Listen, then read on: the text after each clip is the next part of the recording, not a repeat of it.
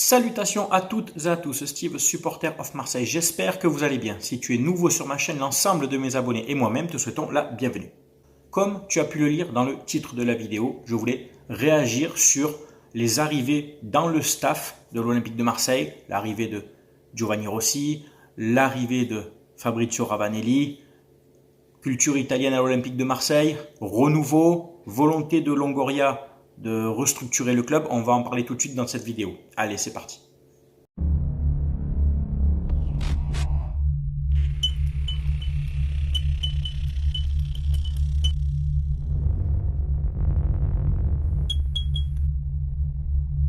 Tout d'abord, avant de commencer, je fais vite une petite parenthèse pour les adhésions. Donc les adhésions à ma chaîne au niveau supporter ou au niveau ultra. 3 des 4 déjà gagnants ont reçu leur maillot, donc ils pourront vous confirmer par commentaire s'ils veulent, ils ont reçu leur maillot. Le gagnant du tirage du mois de juin va recevoir son maillot là courant du mois ou fin juillet à peu près. Et un prochain tirage sera réalisé fin juillet, donc pour les adhérents de la chaîne au niveau ultra à 3,99, vous aurez du contenu en plus.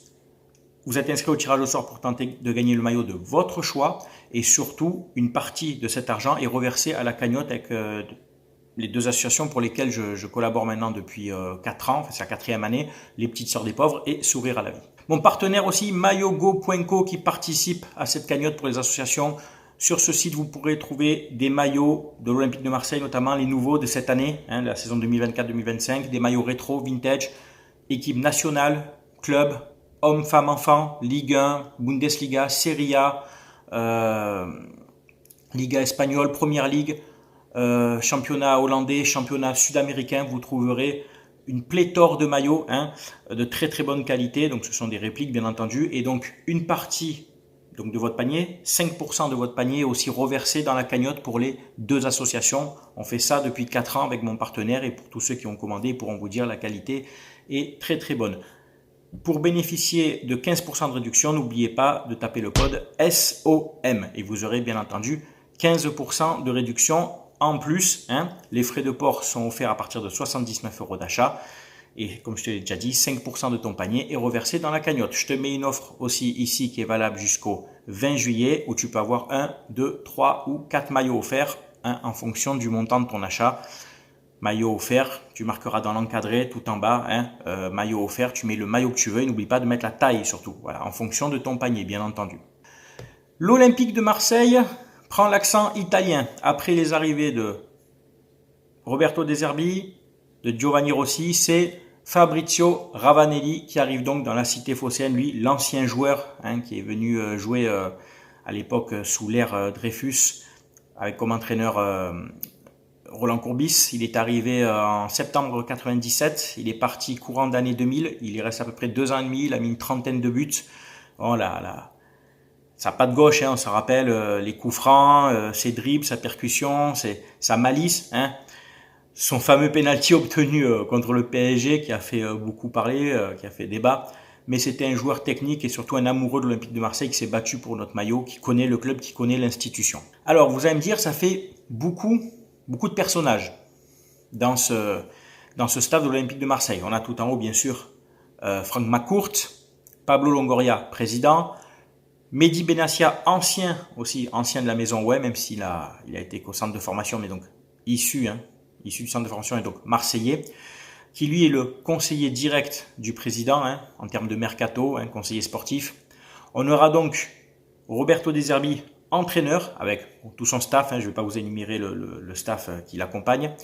Et dans les hommes forts, on aura donc Giovanni Rossi, qui est un ancien joueur italien, un ancien attaquant, qui a fait une carrière très discrète dans des clubs de seconde zone, qui a ensuite été directeur sportif à Sassuolo, qui a notamment collaboré avec De Zerbi à cette époque-là. À la Juventus, retour à Sassuolo, un passage à Cagliari, et donc il arrive chez nous en tant que conseiller direct de De Zerbi. Alors, il n'influencera pas, il ne rentrera pas dans les discussions en termes de mercato. Je pense que peut-être qu'il donnera un avis, mais très, très discret.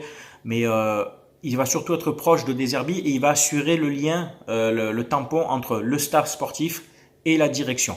Ça se fait dans certains clubs, cette espèce de lien, d'homme clé, c'est une espèce de nouveau poste. Ça se fait notamment à Manchester City, entre Pep Guardiola et son staff et la direction, vous avez ce genre de personnage. Voilà, c'est bien important que chacun reste à sa place, hein. Mehdi Benassia est proche de Longoria en termes de sportif, en termes de mercato, d'aller discuter les contrats, etc.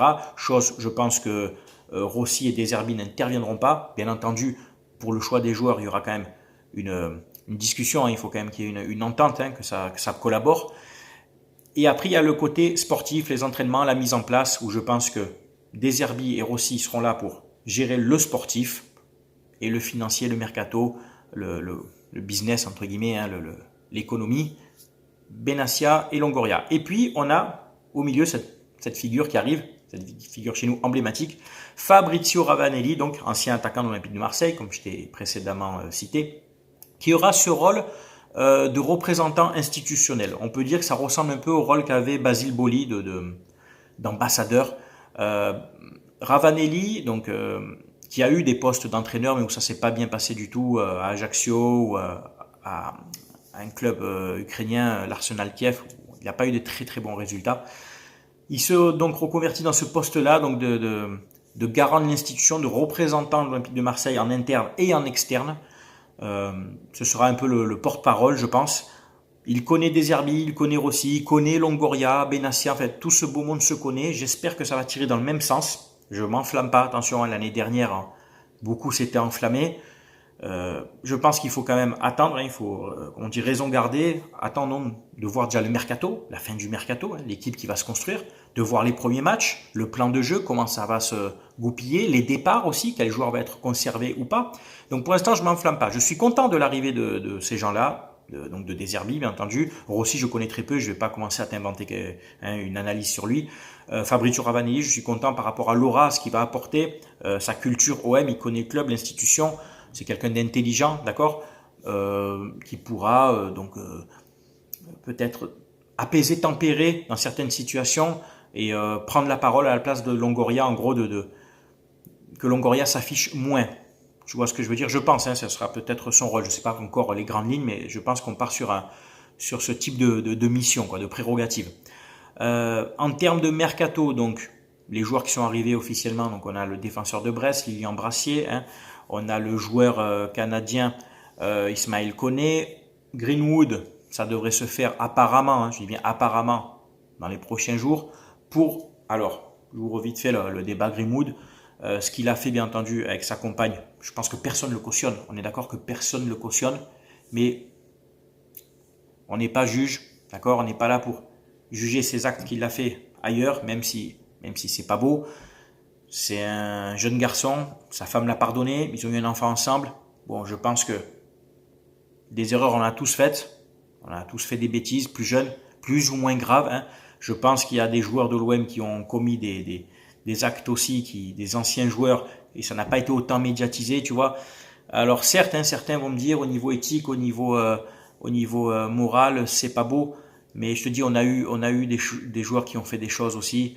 Je pense que même certaines personnes qui sont en tribune ne sont pas toutes blanches, hein. On a tous nos casseroles, je pense, hein, je m'inclus dedans. On a tous fait des bêtises, d'accord, plus ou moins graves, hein, bien entendu. Bon, il y a des choses, bien sûr, que moi je ne pardonne pas.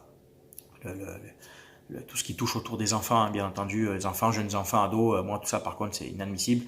Après, bon, son agression sur sa femme, je rentrerai pas dans le débat, est-ce que c'est considéré comme une agression sexuelle, viol, pas viol. Violence, certes il y a eu, il n'a pas été condamné, il n'a pas été acquitté parce qu'il y a eu vice de forme apparemment dans son procès, donc on peut pas dire qu'il a été acquitté, surtout qu'il n'a pas été condamné, d'accord, par rapport aux témoins qui n'ont pas été entendus. Mais tout ça, c'est des détails juridiques. J'ai pas envie de rentrer là-dedans. On est qui, nous, pour juger la personne? Comme je te dis, il est jeune, donc il va jouer chez nous. Je pense que s'il doit jouer chez nous, on devra l'encourager, et puis on verra aussi, moi surtout, son comportement dans le vestiaire et sur le terrain, hein, voilà, c'est ça aussi qui est important. On a des joueurs qui étaient peut-être des joueurs tranquilles, sans histoire hors sportif, et qui sur le terrain nous foutaient le bordel, hein. Des joueurs qui étaient ingérables, hein, au niveau vestiaire, hein. Je pense à des Ben Arfa, d'autres, enfin j'en oublie, c'était ingérable ces garçons-là, et pourtant dans la vie de tous les jours, ils étaient peut-être moins coupables de faits qu'a fait Greenwood, tu vois ce que je veux dire? Donc laissons-le arriver, et je pense qu'avec le temps, les gens feront abstraction de ça. Moi, pour ma part, s'il signe chez nous, ben, il signe chez nous. Voilà, après, je pense qu'il faut faire la part des choses. Donc voilà, le mercato continue, hein, il y a beaucoup de rumeurs. Moi, tu le sais, je ne vais pas m'amuser à commenter chaque rumeur, à faire une vidéo pour chaque rumeur. Il y a tellement de sites qui en parlent. Tu sais que le mercato, ça fait vendre. Ça fait cliquer sur les sites, ça fait ouvrir les pages, etc. Ça fait faire des vidéos. Bon, chacun fait ce qu'il veut, hein, je respecte bien entendu. Mais moi, je ne ferai pas, tu sais, une vidéo pour chaque rumeur. J'attends vraiment que les choses soient plus concrètes, au moins qu'il y ait des pourparlers officiels, que le club se déclare réellement intéressé par un joueur et que c'est entre guillemets quasiment bouclé, quoi. Parce que sinon, t'imagines, il faudrait faire des vidéos pour chaque joueur, tu t'en sors plus. Et puis 9 rumeurs sur 10 sont fausses. Elles sont lancées par les journalistes, elles sont lancées par les agents, en passant par des journalistes, hein, par leur réseau, pour faire monter la cote d'un joueur ou pas, ou pour mettre pression sur un club ou pas. Enfin, tu vois ce que je veux dire. Il y a tellement, c'est un océan de requins, hein, le mercato. Donc je vous dis, prenez des précautions. N'écoutez pas tout ce que vous pouvez lire, toutes les rumeurs, hein. Sinon, on aurait 50 joueurs par saison. On aurait 20 joueurs qui partent et puis 30 joueurs qui arrivent, quoi. Donc c'est sans fin, quoi. Il faut rester sur le factuel, hein, comme pour les départs, hein. Gigot, Verretou sont des joueurs qui sont partants, d'accord, Paolo Lopez, etc. Il faut rester concentré sur le factuel. Et puis on fera le bilan, hein, fin juillet, ça, de voir un petit peu l'équipe, comment elle s'est déjà construite, hein, avec les premiers éléments, parce qu'après le mercato continue en août, mais déjà on aura une idée, hein. Et je pense qu'il y a un attaquant, comme je disais dans ma précédente vidéo, je t'avais mis un joueur avec un point d'interrogation, parce que je pense, hein, je dirais pas source, pas de source. La seule source que j'ai, moi, sort du robinet. Il y aurait donc un joueur phare qui devrait arriver. Ça, je t'en ai parlé donc, dans la précédente vidéo, bien avant que ça sorte pendant l'Euro. Joueur offensif, en fonction d'un départ ou pas d'Aubameyang, évidemment, hein. Moumbagna sera peut-être pas retenu. Et moi, je serais partant pour garder Aubameyang. À voir après quel joueur arriverait pour jouer avec lui. Mais ça serait bien de le garder. S'il doit partir, ben, que l'OM récupère les billes. Tu vas me dire, il est arrivé gratuit. Je pense qu'il a une prime à la signature. Mais un joueur qui marque 30 buts par saison et délivre une dizaine de passes D, même à 35 ans, sur le marché, pour moi, ça vaut entre 15 et 20 millions. International, avec toute l'expérience, tu le vends entre 15 et 20 millions. C'est un joueur fiable, hein, qui a mis une trentaine de buts en Ligue 1, toute compétition confondue, Ligue 1, Coupe d'Europe, c'est pas rien quand même. Surtout en Coupe d'Europe, c'est pas rien. Voilà, il faut pas minimiser ça. C'est tout pour cette vidéo. Écoute, j'espère qu'elle t'a plu. C'est bien entendu à toi de commenter, de donner ton avis, que tu sois supporter de l'OM ou d'une autre équipe. Tu sais que bien entendu, on respecte les avis de chacun. Voilà. C'était Steve, supporter of Marseille. Portez-vous bien. À très bientôt. Ciao, ciao tout le monde.